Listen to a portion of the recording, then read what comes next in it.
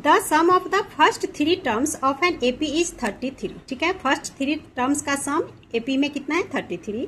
If the product of the first and the third term exist the second term by 29 find the AP. ये आपका important question है, इसलिए इसे ध्यान से समझना। तो इसके लिए सबसे पहले तीनों नंबर्स को हम लेट कर लेंगे। ओके, सो हम लिख लेंगे let the 3 terms in AP is equal to A minus t comma A plus d. तीनों टर्म्स कैसे लेट करते हैं ये आपको क्वेश्चन नंबर 27 में हमने आपको समझा दिया है। ठीक है, समझ में नहीं आया तो क्वेश्चन 27 फिर से देख लेना। अब आगे सॉल्व करते हैं। क्वेश्चन में इन तीनों का सम हमें दिया गया 33। सो हम लिख लेंगे according to question A minus t plus A plus d, इन तीनों का सम कर दिया इक्वल है 33 के। सो माइनस का डी प्लस का डी कैंसिल हो गया, हमारे पास 3A बच गया इक्वल टू 33। यहाँ से A इक्वल टू हो गया 33 अपॉन 3 इज इक्वल टू 11। ठीक है, यहाँ हमने 11 फाइंड किया A की वैल्यू। ओके, अब क्वेश्चन में कहा जा रहा है कि जो फर्स्ट टर्म है और जो थर्ड टर्म है इन दोनों का प्रोडक्ट इक्वल है। पहले इतना लिखते हैं, इन दोनों का प्रोडक्ट इक्वल है, मतलब A minus d into A plus D.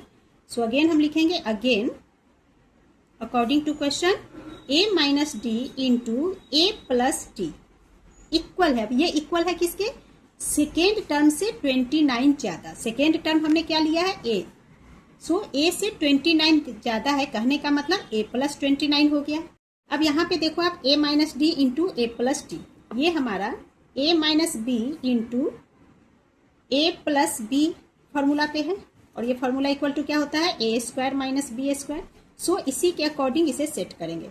A की जगह A ही होगा और इस B की जगह में यहाँ पे D आ जाएगा। ठीक है, सो ये हो गया A square minus d square equal to, अब A है यहाँ 11 लिखेंगे, A की वैल्यू प्लस 29। नाउ A यानी कि 11 A स्क्वायर है, सो ये हो गया 11 का स्क्वायर माइनस D हमें फाइंड करना एज इट इज रहेगा इक्वल टू 11 प्लस 29 इज 40।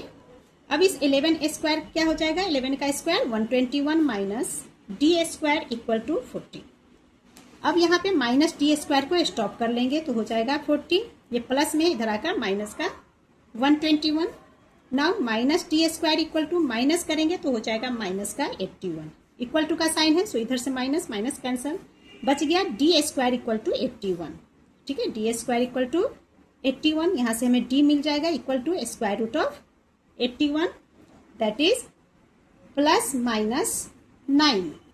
अब हम यहाँ पर d की वैल्यू एक बार प्लस का 9 और एक बार माइनस का 9 रखकर इन तीनों नंबर्स को फाइंड करेंगे। ठीक है, सो यहाँ पे हम लिख लेंगे now 3 numbers when d equal two plus का 9। ठीक है, तो फर्स्ट नंबर हमारे पास है a minus D that is a की जगह पे 11, देन ये माइनस का साइन, अब d 9 लेंगे, सो 11 माइनस 9 इज 2। सेकेंड हमारे पास a है जो कि 11 ही होगा। थर्ड हमारे पास है a प्लस डी, ये हो जाएगा 11 प्लस 9 इक्वल टू 20। तो हमारे पास 3 नंबर्स आ गए। जब d 9 होगा तो कौन कौन से नंबर होंगे 2, 11 एंड 20। ठीक है, तो प्लस 9 पे ये तीनों नंबर्स आ गए। अब हमें माइनस 9 पे ये तीनों नंबर्स निकालने हैं। सो अगेन हम लिख लेंगे when d equal to minus 9 then numbers are, तब नंबर्स क्या बनेंगे, पहला है a minus d equal to a की जगह 11, देन ये माइनस का साइन, अब d की जगह माइनस 9 लिखना है, सो एक ब्रैकेट में हम लिखेंगे माइनस 9। सॉल्व कीजिए, 11 minus into minus plus 9 equal to 20। Now a तो 11 ही रहेगा। अब है a plus d equal to a के लिए 11, देन ये प्लस का साइन, d माइनस 9 है सो ब्रैकेट में माइनस 9। सॉल्व करेंगे, प्लस इंटू माइनस माइनस, सो 11 में से 9 को माइनस करना है इक्वल टू 2। तो जब हम माइनस 9 रखते हैं d इक्वल टू तो हमारे पास आता है 20, 11 एंड 2। यहाँ पर आप एक चीज समझो, प्लस 9 लेते हैं तो आता है 2, 11, 20, माइनस 9 पे आ रहा है 20, 11, 2। यहाँ डिफरेंस क्या है समझेंगे। तो देखो यहाँ जो एपीज का सीरीज बन रहा है प्लस 9 पे, तो ये सीरीज में हमें पहले 2 आया है, तो इसका जब हम सीरीज बना रहे हैं तो क्या आ रहा है 2, देन 11, देन 20। कब?